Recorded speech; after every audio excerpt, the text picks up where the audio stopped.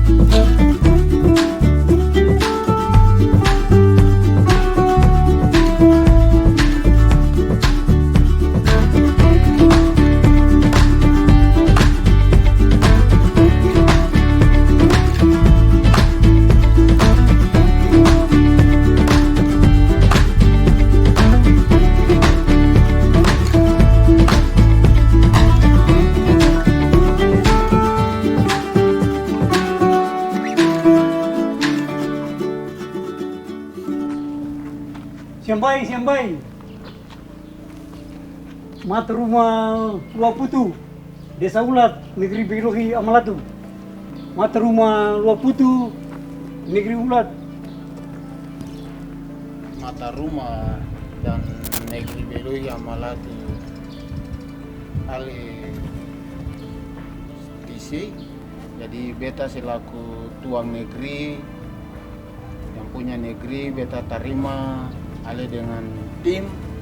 Nusumai silakan masuk. Ya.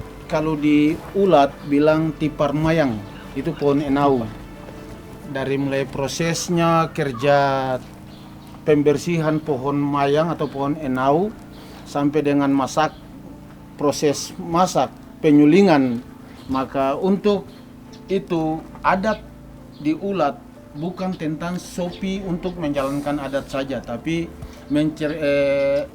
menerima tamu yang datang menjadi menandakan bahwa mengikat persaudaraan. Bilang kita ke hutan, di sini bilang naik ke hutan karena kan gunung. Jadi namanya bilang naik. Nah, kita ke kebun. Rasa penasaran kami membuat kami melanjutkan perjalanan kami ke sebuah pulau yang sudah terlihat tadi, yaitu Ambon.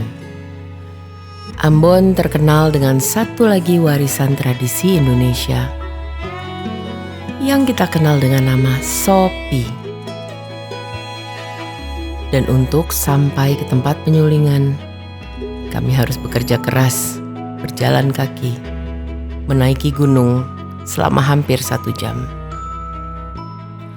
Bersama Tuan Negeri akhirnya kami tiba dan melihat pohon yang kami cari, yang kemudian airnya menjadi apa yang kita kenal dengan sopi tadi, yaitu pohon enau atau biasa mereka sebut dengan mayang. Kami melihat bagaimana pohon diiris, kemudian bagaimana air dari pohon tersebut melalui proses penyulingan.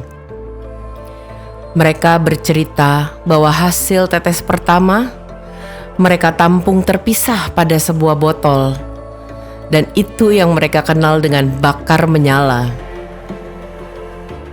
Sementara sisanya mereka tampung dalam sebuah tong besar untuk kemudian menjadi konsumsi terpisah.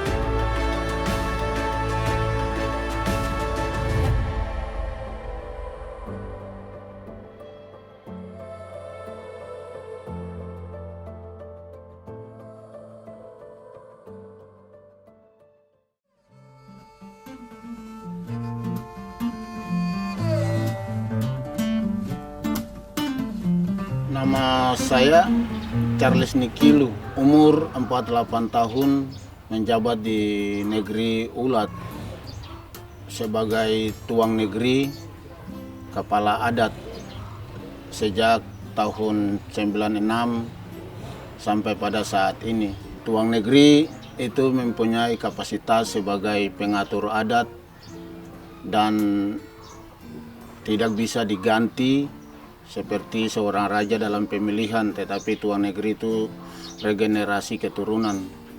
Jabatan itu diwarisi oleh saya menggantikan orang tua saya almarhum Bapak Lukas Nikilu.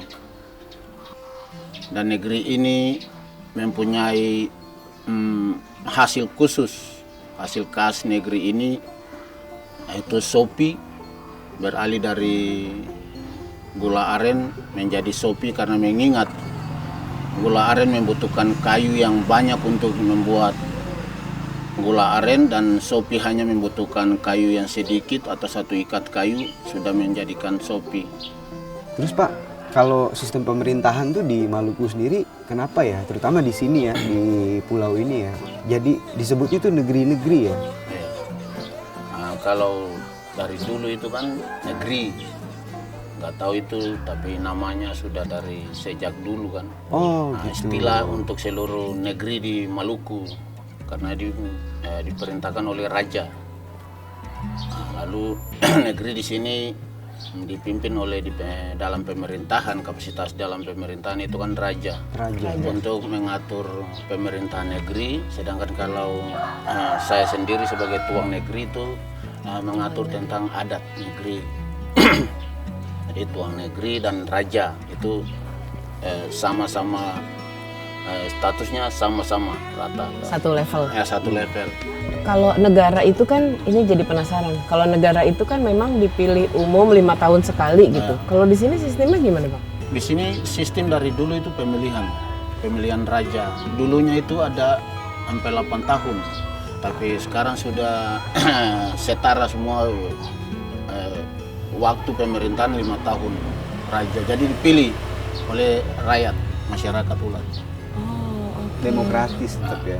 Dan sopi itu kalau di Ulat sini, di negeri Ulat, bukan saja untuk mabuk-mabuk atau minum-minum biasa. Tapi pertama dikhususkan itu untuk pelaksanaan adat. Upacara? Ya, upacara adat. Karena seluruh upacara adat di negeri Ulat itu dibutuhkan sopi. Dan kayak kalau ada tamu yang datang, itu juga ada sopi. Untuk penyambutan ya? Penyambutan. Mengikat persaudaraan dengan satu teguk sopi di itu gelas pakai bambu.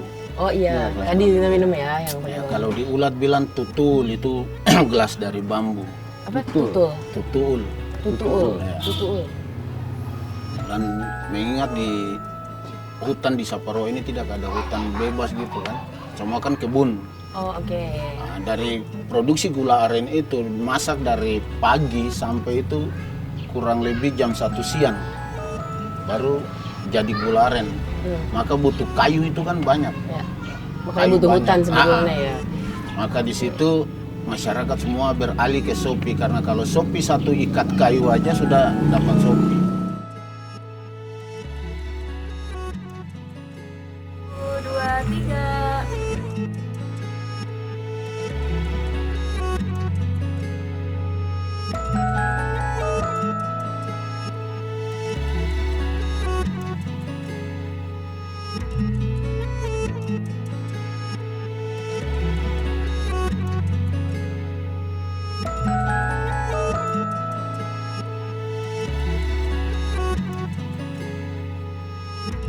Saparua.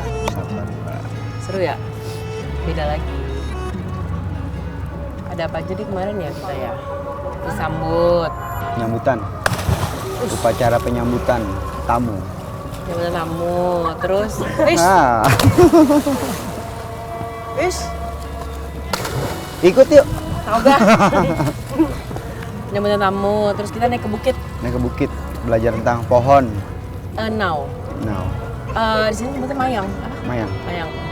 Itu adalah bahan dasarnya sopi itu ya. Ya, di sini kita si Sophie. Terus belajar mengiris dari pohon, terus di tadah. Ada di Suling. Ya ternyata ada satu daerah lain lah. Ternyata yang batasan pertama itu adalah Sopi yang kepala. wow. Cuma di sini nyebutnya sopi kepala. Ya seru lah pokoknya lah. Cari yang lain lagi apa? Yuk, pindah. Kemana lagi? Tunggu aja. Cari lah yang lain lah. Ya.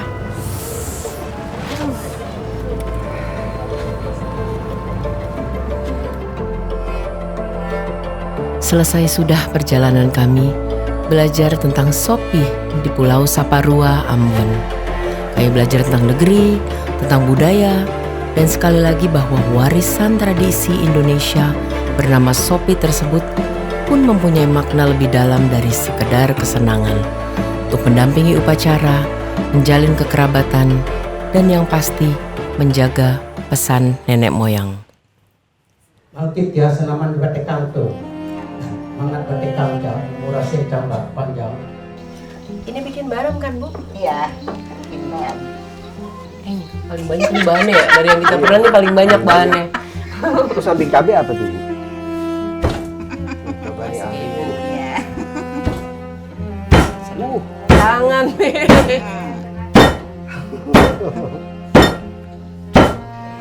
Siapa ini?